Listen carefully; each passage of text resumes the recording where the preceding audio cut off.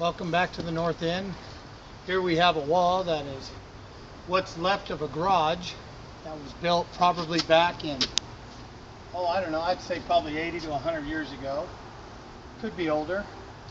We have river rock and we have this old brick.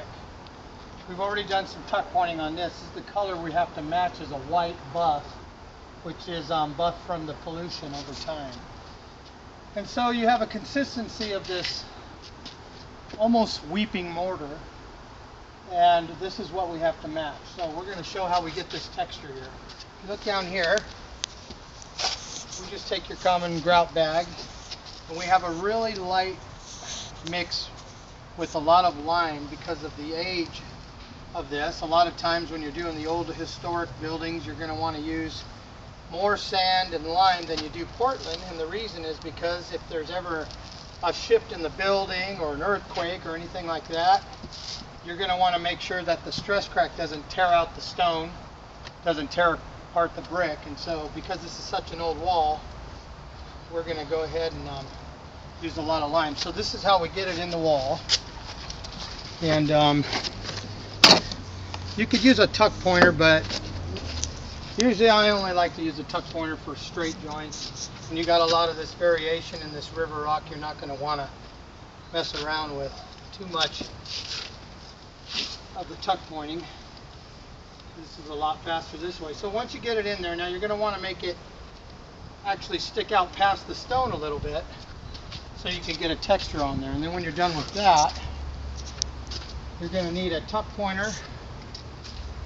And this is just an old handle to a bucket that we tore off and twisted around and made this loop. And once this starts to set up,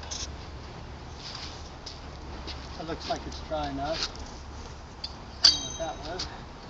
And so just kind of want to push it back a little bit, just so that when you texture it, it doesn't fall out, and that way it gets it packed in there really good. And as you can tell, there's this porous. You come in a little closer, you can see how porous this mortar is.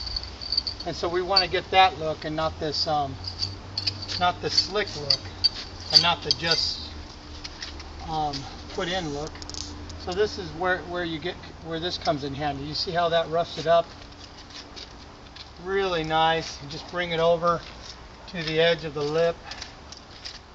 And you want to expose the stone. We're going to come back and actually brush the stone clean with some sponges and brushes and just water, and that's going to. And so you don't want to get all of it, because as you can see, there's some parts that are hanging over the stone. But you do want to take care of where you blend it into the old, because that's where people are going to see if you've done any work, is where it ties into the rest. So a lot of times I will use my tuck pointer handle, and then I'll come back and just kind of feather it with a brush later, or some sponges. And so this just kind of shows how it's gonna, see, this is their old and this is us. Come in a little closer, you can see this is them where it's hard, and then this is us where it's soft. And so it gives a really good close match. Once these stones are cleaned up, it's going to be hard to find where we were, unless you have the owner come out and say, yeah, they were really here.